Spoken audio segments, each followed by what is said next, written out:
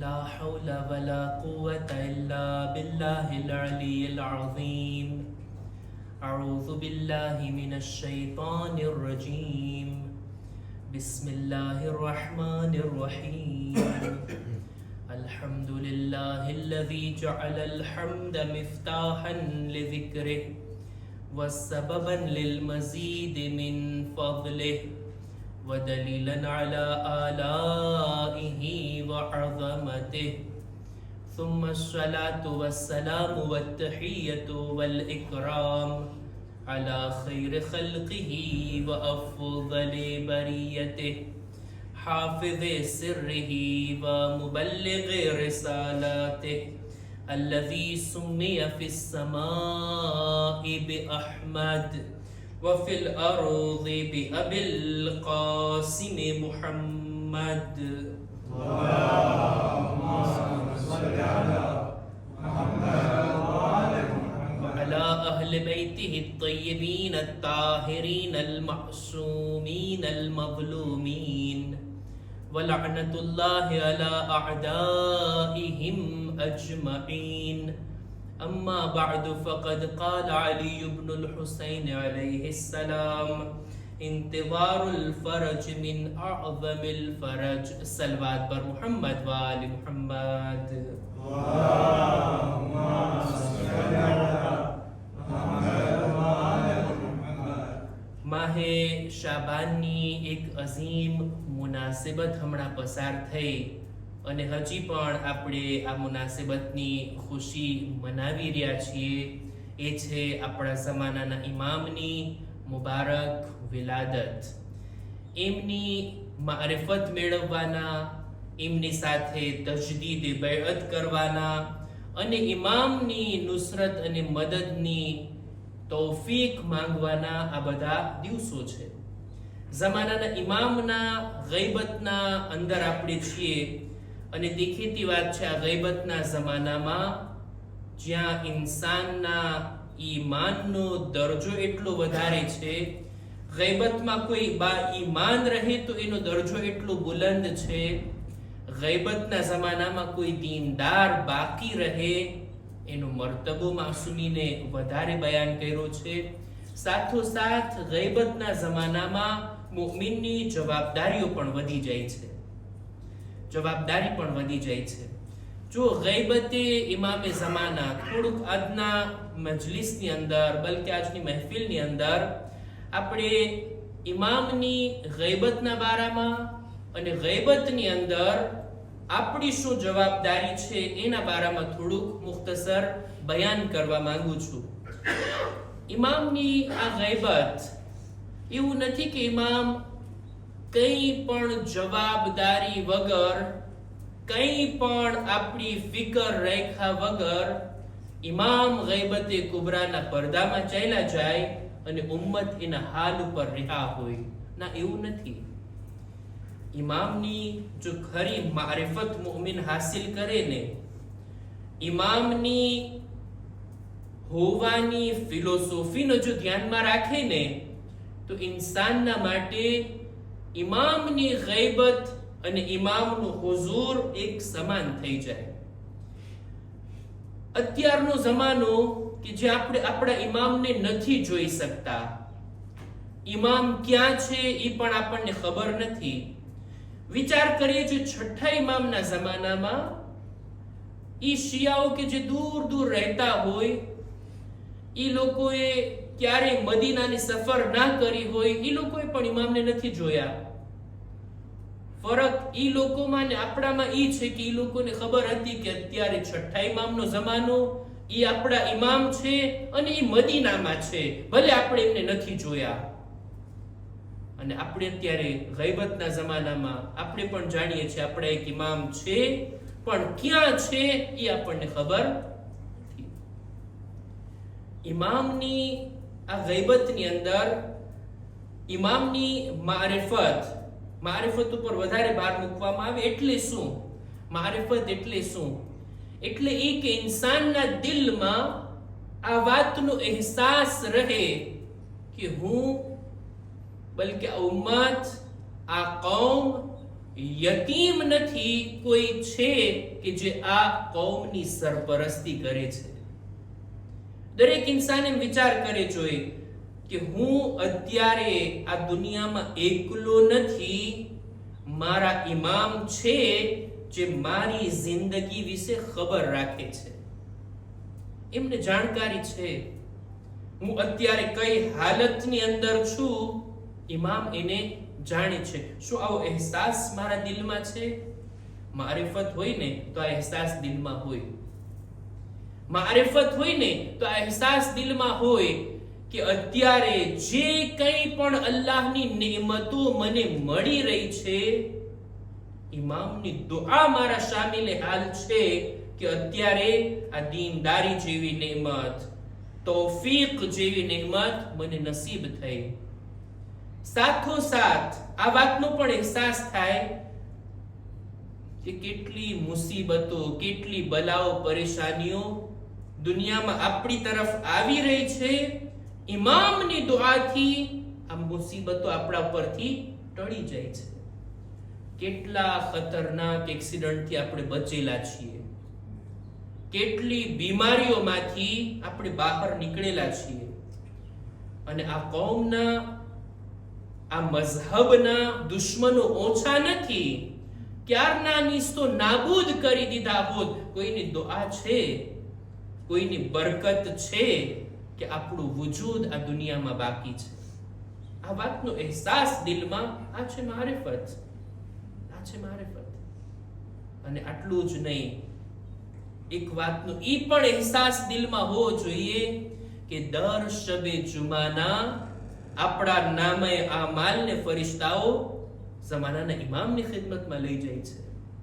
શું શું આપણે કર્યા, આખો એનો રિપોર્ટ ઇમામની સામે હોય. આપણે શું મોકલા છીએ, આપણે શું આપણા નામે આમાલમાં લખાવ્યા છીએ, એનો વિચાર આપણે કરવાનો છે. હું જે કંઈ કરું છું, ફરિશ્તા લખે છે, એને ઇમામ આ દુનિયામાં જ વાંચશે. ઇમામ મારા કામોથી જાણકાર છે, અજાણ નથી. આવો અહેસાસ દિલમાં થાવો ને, એ છે મારિફત. ઇન્સાન ગમે તેટલો ઇમામને ઓળખતો થઈ જાય, જેટલો પોતાની મારિફતને વધારતો જાય, પોતાના દિલમાં અહેસાસને પેદા કરતો જાય, જાણે એવો થઈ જશે કે અત્યારે ગૈબતના જમાનામાં નહીં, બલકે ઇમામના હુઝુરના જમાનામાં છે. આ વાત હું નથી કહેતો, આપણા ચોથા ઇમામ, ઇમામે ઝૈનુલ આબિદીન અલૈહિસ સલામ,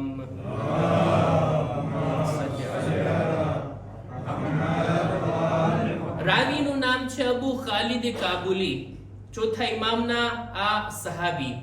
ચોથા ઇમામ 12મા ઇમામની ગૈબતનો જિક્ર કરે છે આ રાવીની સામે.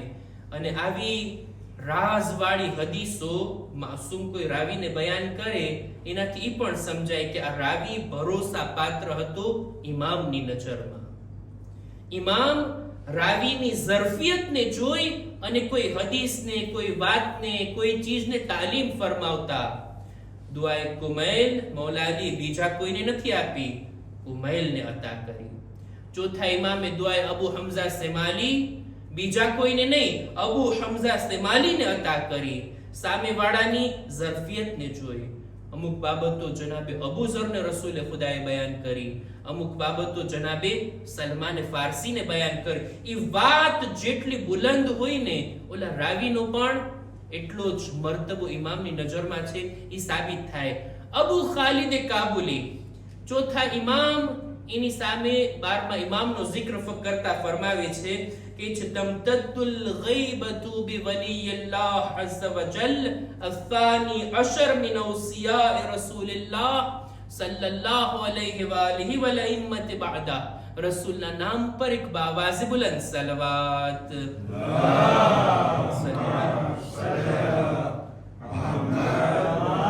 ચોથા ઇમામ કહે છે કે રસૂલે ખુદાના જાનશીનોના સિલસિલામાં 12મા જાનશીનની ગૈબત લાંબી થશે, તુલાની થશે, એની મુદ્દત ઘણી લાંબી હશે. યા અબા ખાલિદ ઇન્ન અહલે ઝમાન ગૈબતિહી, એ અબુ ખાલિદ, ઈ ઇમામની ગૈબતના જમાના વાળા લોકો અલકાઇલીન બિઇમામતે, એમના દિલમાં ઇમામતનો ઇકરાર હશે, ઇમામતનો અકીદો હશે. વલ મુંતઝિરીના લિઝુહુરે, અને ઈ ઇમામના ઝુહુરનો ઇંતજાર કરતા હોય ને ઈ લોકો અફઝલુ મિન અહલી કુલ્લી ઝમાન, ઈ લોકો ગૈબતમાં જીવવા વાળા લોકો બધા જમાનાના લોકો કરતા અફઝલ અને બહેતર છે. શા માટે? ઇમામ દલીલ પણ લાવે છે કે ઈ માટે કે આ લોકોને ખુદાએ એટલી અક્લ, એટલી મારિફત, એટલી સમજદારી આપી છે કે આ સમજદારીના કારણે એ લોકોની અંદર માસારત બિહિલ ગૈબતુ ઇન્દહુમ બિમંઝિલતિલ મુશાહદા, ગૈબતના જમાનામાં એવી રીતના એ લોકો જિંદગી જીવતા હોય જાણે ઇમામના હુઝુર અને ઝુહુરના જમાનામાં જીવતા હોય. આ લોકો એટલા સરખી રીતના, એટલી મારિફત અને સમજદારીની રીતના, જેવી રીતના હુજ્જત ખુદા ચાહે છે એવી રીતના જિંદગી જીવતા હોય જાણે એમ કે ઇમામ અત્યારે હાજર છે, અત્યારે જોઈ શકાય છે, એમના ઝુહુરનો જમાનો છે, એવી રીતના આ લોકો રહેતા હોય. ઇન્સાનની જવાબદારી છે કે ગૈબતના જમાનામાં આવી જિંદગી જીવે, આવી રીતના ખુદાવંદે આલમની બારગાહમાં પોતાના ઇમામના હુઝુરમાં છે એવી રીતના જીવન વિતાવે. અને ત્યારબાદ કહે છે આવા લોકો એ છે કે જેઓ ખુદાવંદે આલમ એને એવો મર્તબો અને મંઝિલત આપે છે જાણે કે લોકો રસૂલે ખુદાની સાથે જિહાદમાં શિરકત કર્યા હોય. આ લોકો ખાસ મુખલિસ છે, આ સાચા શિયા છે, અને આ ઈ લોકો છે કે જેઓ લોકોને, બીજા લોકોને અલ્લાહના દીન તરફ દાવત આપે છે. આ હતી ચોથા ઇમામની હદીસ. મારે જે બયાન કરવું છે તે આ કે ગૈબતના જમાનામાં પોતાની મારિફતને વધારીએ, એવા બનીએ કે જાણે હમણાં જ ઇમામના ઝુહુરમાં આપણે જિંદગી જીવતા હોય. અને એના માટે પોતાને તૈયાર કરવાનો છે, પોતાને આમાદા કરવાનો છે. દરેક રીતના રૂહાનિયતના જરિયાથી, ફિક્ર, વિચાર, ઇલ્મ, અક્લ, શુઉર, સમજદારી, તકવા, આ બધા મેદાનમાં ઇન્સાનને જોઈએ કે પોતે આગળ વધે અને આ બાબતનો વિચાર કરે. જોઈએ જેવો ઇમામ મને જોવા માંગે છે, શું હું એવો બની શકું છું? અત્યારે ઇમામના ઝુહુરની હું તમન્ના કરું છું ને કે એ મૌલા તમારું ઝુહુર જલ્દી થાય. વઅજ્જિલ ફરજહુમ, આપણે કહેતા હોય ને, ઇમામની ફરજમાં, ઝુહુરમાં જલ્દી થાય. જલ્દી તો થશે.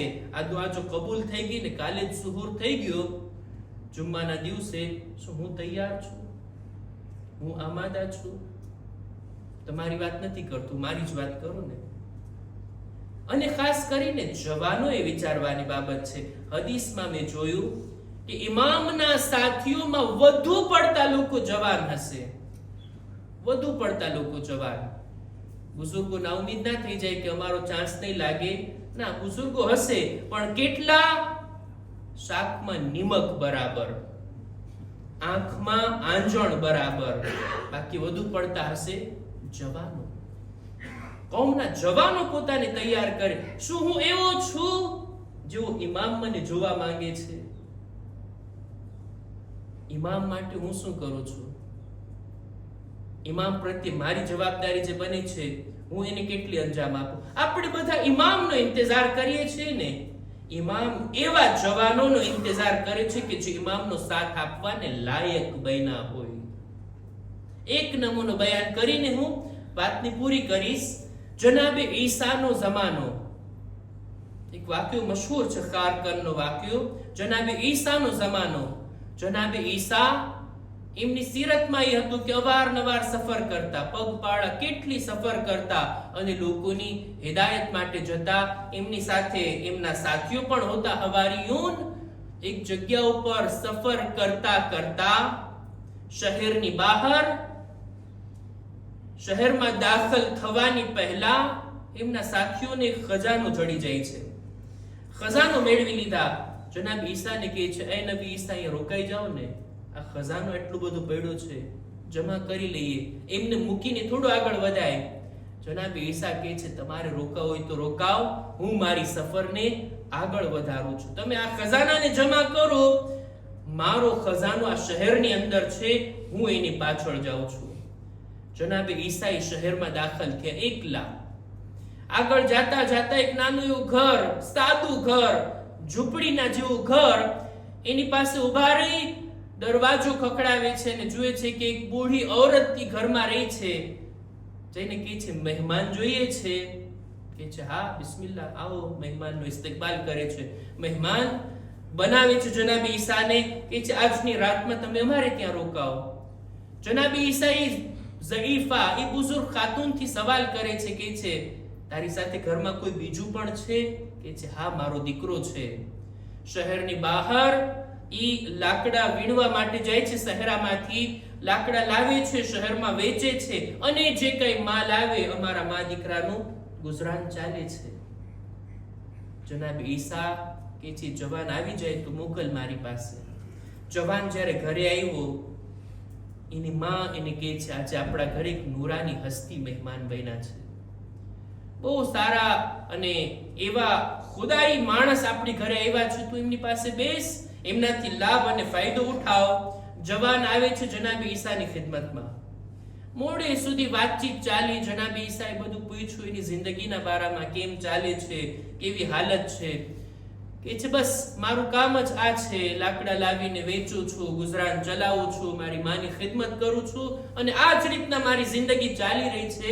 વાત કરતા કરતા જનાબ ઈસા એ જવાનને બરાબર ઓળખી ગયા. આ જવાન હોશિયાર છે, સમજદાર છે, ચાલાક છે. પોતાની જિંદગીના બારામાં બયાન તો કર્યો પણ હજી કંઈક દિલમાં છે, એક ખટક છે, એક એને પ્રોબ્લેમ છે કે જેને એ બયાન નથી કરતો. જનાબ ઈસા કહે છે એ જવાન, તારી વાતો પરથી એવું લાગે છે કંઈક તારા દિલમાં છે, તું કઈ દિલમાં છુપાવી રહ્યો છો, તારી કોઈ મુશ્કેલ છે, કોઈ પ્રોબ્લેમ છે, હોય તો બયાન કર, ઇન્શાઅલ્લાહ હું એને હલ કરી આપીશ. એટલે આ જવાન કહે છે મારી એવી મુશ્કેલ છે કે જેને ખુદા સિવાય બીજું કોઈ હલ નથી કરી શકતું. મને તો મુહાલ લાગે છે, એટલે અશક્ય લાગે છે કે મારી આ તમન્ના પૂરી થાય. જનાબ ઈસા કહે છે બોલ તો ખરા, શું છે તારી તમન્ના? આ જવાન પોતાની આ મુશ્કેલને બયાન કરવા પહેલા આવે છે પોતાની મા પાસે. એ માદરે ગિરામી, આ હસ્તી તો બહુ નુરાની છે, કે છે મારી પાસે એવો સોલ્યુશન છે, એવો હલ છે તારી મુશ્કેલનો, તમે કયો જોઈ આપણી મુશ્કેલને બયાન કરું, મારી જે કઈ પ્રોબ્લેમ છે આ હસ્તીને બયાન કરું. એટલે એની માં પણ સમજદારી ભર્યો મશવરો આપે છે, કે છે હા વાત કરવામાં શું જાય છે, હલ થઈ ગઈ મુશ્કેલ એમની દુઆથી, એમના તરીકાથી, તો કેટલી સારી વાત. ના થઈ તોય અત્યારે આપણે મુશ્કેલમાં છીએ અને બાદમાં પણ તારી મુશ્કેલ બાકી રહેશે, તું વાત તો કર. માંથી મશવરો કરી અને જનાબ ઈસાની સામે વાતને રાખે છે આ જવાન. જનાબ ઈસા એની મુશ્કેલને સાંભળે છે. મુશ્કેલ શું હતી? કે હું શહેરની બહાર લાકડા વીણવા માટે જાઉં છું. શહેરની બહાર એક વખત આ મુલ્કના બાદશાહ એના ઘર પાસેથી હું પસાર થયો, બારીનો પડદો હટે છે ને મેં જોયું એમની દીકરીના ચહેરા પર મારી નજર પડી અને એક નજર અને વાત પૂરી. મગજમાં બસ ઈ જ છે, એને પામવા માંગુ છું, એને મેળવવા માંગુ છું, એની સાથે શાદી કરવા માંગુ છું. આ વાત જ્યારે જનાબે ઈસાની સામે રાખી, જનાબે ઈસા એની સામે જોઈને મુસ્કુરાય છે. આ છે તારી મુશ્કેલ, આ છે તારી પ્રોબ્લેમ, હું એક દુઆ કરીશ ને તારી આ મુશ્કેલને હલ કરી આપીશ. હું બાદશાહની દીકરી સાથે તારી શાદી કરાવી આપીશ. હવે આ માણસ કહે છે મારી હૈસિયત શું છે, મારું કામ શું છે, મારા કપડા શું છે, મારું ઘર કેવું છે, મારી જિંદગી કેવી, અને ક્યાં બાદશાહના મહેલમાં રહેવા વાળી એની દુખ્તર. જનાબ ઈસા કહે છે એ બધું તું મારા ઉપર મૂકી દે, તારી આ તમન્ના પૂરી કરવાનો વાયદો મેં કર્યો ને, તારી મુશ્કેલ હલ કરવાનો વાયદો મેં કર્યો છે. ચાલ આપણે બે જઈએ, બાદશાહના દરબારમાં હું તને મોકલું છું, તું જા ડાયરેક્ટ બાદશાહની પાસે અને જઈને તારું માંગું તું પોતે જ નાખ. એટલે આ માણસ કે છે, એ નબી ખુદા, એમ થોડું બની શકે? થોડી એવી હિંમત થાય, મને રજા મળશે કે હું જાઉં બાદશાહની પાસે? એ છે બાદશાહના વઝીર પાસે જા. આ માણસ કહે છે કે જનાબ ઈસાના આટલા પ્રોત્સાહન બાદ જાય છે આ જવાન એના વઝીરની પાસે, એના દરબારીઓની પાસે, ને કહે છે મારે બાદશાહની દીકરીનું માંગું નાખવું છે અને એના માટે હું આવ્યો છું. એટલે આ લોકોએ તો પેલા આને જોયા, કયા મોડે તો આવ્યો છો, કઈ હૈસિયતની સાથે આવ્યો છો? પછી દિલમાં વિચાર આવ્યો કે ચાલો ને બાદશાહની પાસે લઈ જઈએ, આનું મજાક ઉડાવવાનો અને હસવાનો એક વિષય બની જશે. એને ગંભીરતાથી ના લીધા, સિરિયસ ના લીધા, એની મશ્કરી કરવા માટે લઈ જાય છે બાદશાહ પાસે. આ જવાન જઈને બાદશાહના હુઝુરમાં એની દીકરીનું માંગું નાખે છે. બાદશાહ પણ સમજદાર, ડિપ્લોમેસીથી કામ લઈને એ લોકો ડાયરેક્ટ ના નથી પાડવી, એવી શરત અને શરૂત લગાડી દે કે આ પૂરી જ ના કરી શકે ને.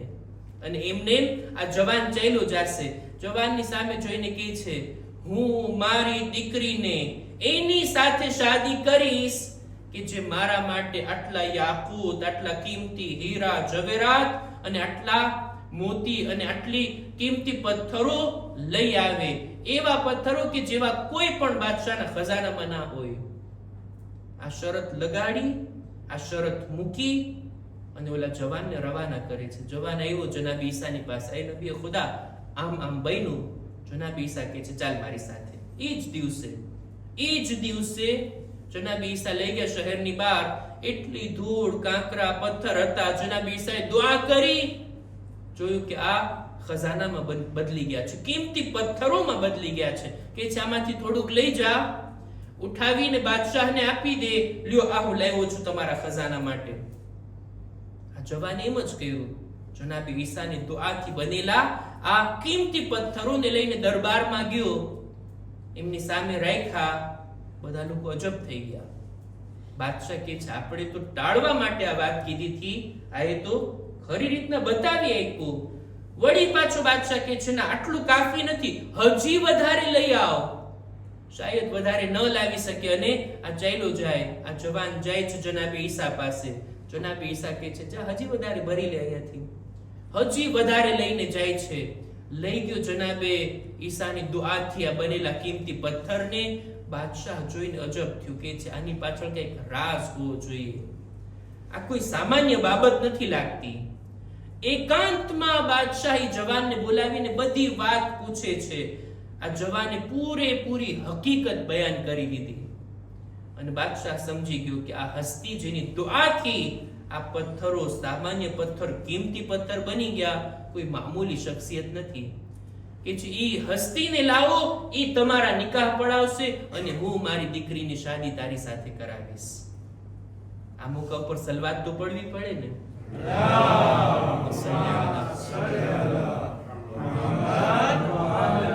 હજી ગઈકાલે આ જવાને પોતાની પ્રોબ્લેમ સંભળાવી જનાબે ઈસાને.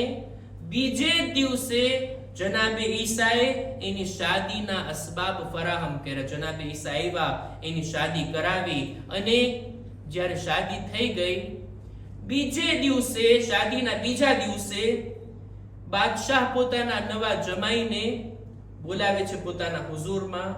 એકાંતમાં બેસીને ઘણી બધી વાતો કરે છે હુકુમતના બારામાં. અને વાતો કરતા કરતા બાદશાહને એટલું યકીન થઈ ગયું કે આ જવાન ભલે ગરીબ હતો પણ આ સમજદાર હતો. આની અક્લ, એની હોશિયારી, એની ચાલાકી, એની સમજદારી બે મિસાલ છે. બાદશાહને કોઈ ઔલાદ ના હતી, તરત જ એણે એલાન કરી દીધું મારો વલી અહેદ મારો આ જમાઈ છે, મારા પછી મારો જાનશીન આ છે. અને બનવા જોગ એવું કે ઈ જ રાતના બાદશાહનો ઇન્તેકાલ થઈ ગયો. હવે ઓલો જવાન બની જાય છે હુકુમતનો બાદશાહ. જનાબે ઈસા એની પાસે આવ્યા મળવા માટે. હવે બાદશાહ થઈ ગયો છે તું, બાદશાહ રજા છે, બસ હવે અમે મારી સફરને આગળ વધારીએ અને હવે હું જાઉં છું, તારી પ્રોબ્લેમ સોલ્વ થઈ ગઈ. કે કે છે હા એ નબી ખુદા, બેશક તમારું આટલું મોટું કામ એક કારકન, એક લાકડા વીણવા વાળાને એની શાદી પણ કરાવી દીધા અને બીજા દિવસે બાદશાહ પણ બનાવી દીધા. હવે તમે જાઓ છો, જવા પહેલા મને આટલું બતાવતા જાઓ કે એ નબીએ ખુદા, તમે આટલી કુદરત અને તાકાત રાખો છો, તમારી દુઆથી એક સામાન્ય જવાન બાદશાહ બની જાય, આટલા મોટા ખજાના એના હાથમાં આવી જાય, તમે શા માટે આવી સાદી જિંદગી જીવો છો? તમારું જીવન કેમ આટલું સાદું છે? જનાબ ઈસા એને કહે છે, તારે સમજવું હોય ને તો આ બાબતને સમજ. ગઈકાલે તું કેવો હતો? કે છે સાવ ગરીબ હતો, કઈ નહોતું મારી પાસે. આજે શું બની ગયો? કે છે બાદશાહ બની ગયો. તારી પહેલા કોણ હતું? કે છે મારી પહેલા એક બાદશાહ હતો, અત્યારે ક્યાં છે? કે છે કબરના ખાડામાં સૂતો છે. આ હુકુમત આટલી તું માણી લઈશ પછી તારું ઠેકાણું પણ ક્યાં છે? કે છે જઈને કબરમાં જ સુવાનું છે. જનાબ ઈસા કહે છે મુદ્દાની વાત ઈ જ છે, જે ચીજો ફના થઈ જવા વાળી હોય ને, અમે એની મોહબ્બત દિલમાં નથી રાખતા. મોહબ્બત જો રાખવી હોય ને તો બાકી રહેવા વાળી આખિરતની નેમતોને દિલમાં વસાવવામાં આવે, એની મોહબ્બત રાખવામાં આવે. ખુદાની ઇબાદત અને બંદગી દુનિયાની મોહબ્બતને છોડીને કરવામાં આવે ને, એની લજ્જત એવી છે કે જે લજ્જત બીજી કોઈ ચીજમાં નથી મળી શકતી. જ્યારે આ બધી વાતો કીધા એટલે ઓલો જવાન કહે છે એ નબી ખુદા, તમે સાચું કીધા કે આખિરતની નેમતોથી દિલ બાંધવું જોઈએ, ન દુનિયાથી. તમે તો તમારી આખિરતની નેમતો પાછળ આગળ વધી રહ્યા છો દુનિયાને છોડીને. મને તો તમે દુનિયામાં ગિરફ્તાર કરી દીધા. મારી શાદી કરાવી બાદશાહની દીકરી સાથે, મને બાદશાહ બનાવી દીધો અને તમે જાઓ છો. જનાબ ઈસા કહે છે આમાં પણ તારું ઇમ્તિહાન છે. ખુદા તારી અક્લ, તારા ઈમાન, તારા અકીદાને જોવા માંગે છે કે તું કેટલો મજબૂત દિલ વાળો છો. તારા દિલમાં આખિરતની મોહબ્બત વધારે છે કે દુનિયાની? આ માણસ કહે છે એ નબી ખુદા, ખરેખર દુનિયા મોહબ્બત કરવાને લાયક નહીં, બલકે આખિરતથી દિલ બાંધવાની વાત છે. દુનિયાને એટલી જ ઉપયોગમાં લે જેટલી આખિરતમાં આપણને કામ આવે. પોતાની આ બાદશાહતને મૂકી જનાબે ઈસાની સાથે થઈ જાય છે અને આગળ વધવા લાગે છે. જનાબે ઈસા, હવે હું તમારો સાથી બની જાઉં છું. જનાબે ઈસા એને લઈને ગામની બહાર આવ્યા. ગામની બહાર જનાબ ઈસાના સાથીઓ ખજાનો જમા કરી રહ્યા હતા ને, ખજાનો એકઠો કરી રહ્યા હતા. જનાબ ઈસા કહે છે એ મારા સાથીઓ, તમે આ ખજાનો મેળવી રહ્યા હતા અને હું મારો ખજાનો આ શહેરમાં લેવા ગયો હતો. આ જવાન જે મારી સાથે છે ને, એનું ઈમાન, એનો તકવા, એનું દિલ, એના દિલમાં આખિરતની મોહબ્બત, આ છે મારો ખજાનો. આપણે વિચાર કરવો જોઈએ, આપણે પણ જમાનાના ઇમામના ખજાના બની શકીએ છીએ. આપણે પણ એવા બની શકીએ છીએ જેવા ઇમામ તલાશ કરી રહ્યા છે. આપણને ઇમામનો ઇંતજાર, અને ઇમામને 313 લોકોનો ઇંતજાર. અને ઈ પણ કેવા જેના દિલમાં ઇમામની ખરી મોહબ્બત, ઇમામના નામ ઉપર, ઇમામના કામ ઉપર, ઇમામના મિશન ઉપર કઈ સેક્રિફાઈસ અને કુરબાની આપવાનો જજ્બો, ઈ તો બતાવીએ, ઈ તો દેખાડીએ, ત્યારબાદ કહીએ વઅજ્જિલ ફરજહમ. ખુદાની બારગાહમાં દુઆ ગુજારીએ છીએ, પરવરદિગારા અમોને ઇમામના ખરા ઇંતજાર કરવા વાળાઓમાં શુમાર ફરમાવ. પરવરદિગારા જમાનાના ઇમામના દિલને અમારા આમાલથી રાજી અને ખુશનૂદ ફરમાવ. પરવરદિગારા દરેક મુમિનીન મુમિનાતની નેક હાજાતને પૂરી ફરમા. ખુદાયા શબે જુમા છે, અમારા મરહુમીનની મગફિરત ફરમા. ખુદાયા અમારા મા બાપના ગુનાહોને માફ કર. અમારી ઔલાદને નેક તૌફીક નસીબ કર. જો બીમાર છે શિફા અને તંદુરસ્તી અતા કર. ઇમામના ઝુહૂરમાં તાજીલ ફરમા. અમારો શુમાર એમના સાથીઓમાં કર. રબ્બના તકબ્બલ મિન્ના ઇન્નકા અંતસ સમીઉલ અલીમ.